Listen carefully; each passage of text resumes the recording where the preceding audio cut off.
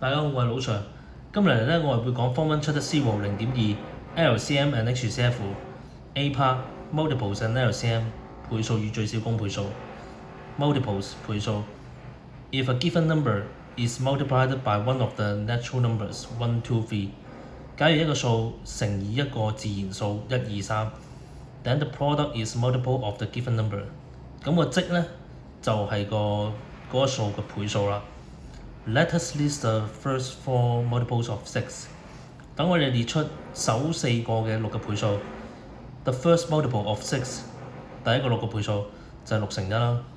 The second multiple of 6，第二個6嘅倍數就係6乘2。The third multiple of 6，第三個倍數就係6乘3。The fourth multiple of 6，第四個倍數就係6乘4。Therefore, the first 4 multiples of 6 are 6, 12, 18 and 24。OK， 跟住嚟咧，我哋又講下 LCM 啦，最小公倍數。In the primary school 喺小學 ，we have learned how to find the least common multiple。我哋已經學咗點樣去揾最小公倍數。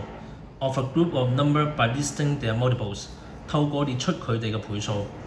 Let us find the LCM of 6 and 8。等我哋揾下6同8嘅 LCM 先。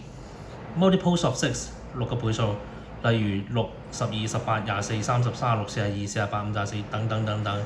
Multiples of 8， 8個倍數，例如8、16、24、32、40、48、56、64等等等等。24、48 are common multiples of 6 and 8。